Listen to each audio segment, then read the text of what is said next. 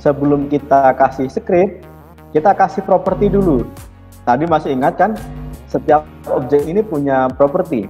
Jadi contohnya, si pemain ini, dia akan punya properti yang membuat dia bisa digerakkan. Kalau di construct kita kenal istilah namanya behavior. Behavior itu bisa ditemukan di properti. Ini properties, ke bawah ada behavior di sini. Kalau sudah ketemu, diklik behaviors, add new behaviors. Nah, ini ada banyak atribut namanya. Behavior atribut ini sebagai penanda kalau dia misalnya padat, solid, padat. Shadowcaster itu berarti punya bayangan. Terus jump through berarti bisa dilewati. Nah, terus ada general. General ini untuk yang secara umum, ini anchor itu jadi sumbu.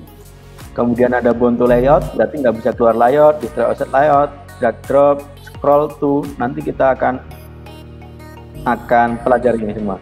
Kemudian yang akan kita terapkan sekarang movement. Nah, movement ini yang akan membuat pemainnya nanti berjalan. Yang akan kita pakai nanti movementnya platform, tapi sebelumnya tak kasih contoh dulu. Misalnya kalau movementnya bullet. Bulletnya ini kita pilih, kita punya bullet di new behavior, terus kita close. Kalau kita play, nah ini jalan nih karakternya. Punya Deka jalan nggak? Tidak.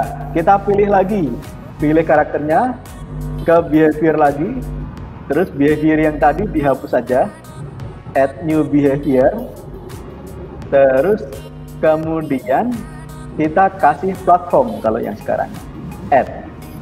Nah, sekarang platform. Coba kalau di preview jadinya kayak apa coba?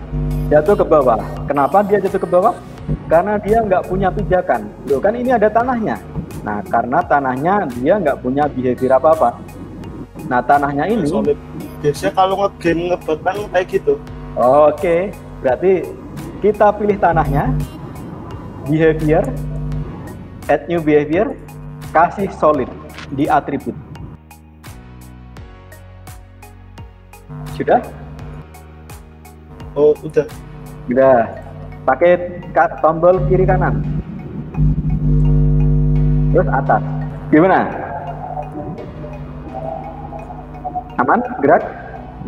Tempatmu ini enggak? Di sini melayang enggak kakinya? Itu karena kalau kamu sering ketemu game, terus ada hitbox, iya nggak? Hitbox atau istilahnya collider. Kalau di game engine biasanya istilahnya collider. Itu kita bisa atur di sini. Kita edit karakternya, double klik karakternya, sehingga muncul yang tadi. Terus pilih ini, pilih gambar edit the collision polygon.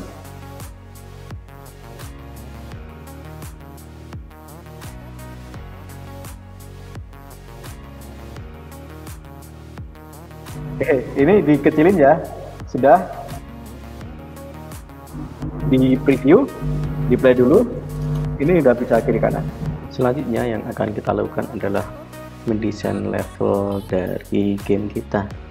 Karena kita sudah punya karakter yang bisa bergerak, tanah yang solid, kita akan perbanyak tanah tempat karakter ini berpijak sehingga jadi platform-platform yang bisa dilompati player.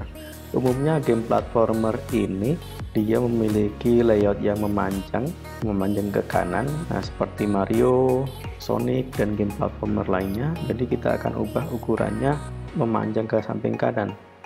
Kita klik layoutnya, kemudian di properties, pilih size, kemudian ubah ukuran memanjang. Nah, bisa mengikuti value yang saya setting di sini.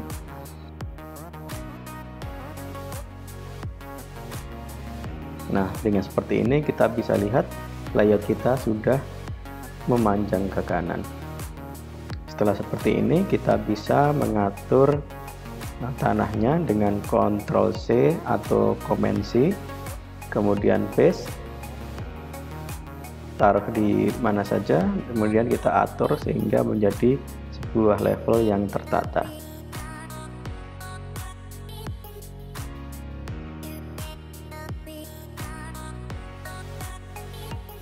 Ya, setelah level kita siap, kita bisa coba.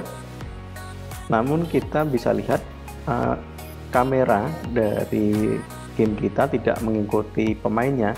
Jadi kita perlu tambahkan behavior untuk pemain. Ini kita tambahkan scroll to, yang artinya kamera akan scrolling atau akan mengarah menuju pemain setiap waktu. Nah, bisa dilihat setelah scroll to ditambahkan, kamera akan mengikuti pemain. Nah, dengan game ini, game kita semakin playable atau semakin bisa dimainkan. Untuk pertemuan selanjutnya, kita akan membuat event sistem untuk game kita, untuk koin dan yang lainnya.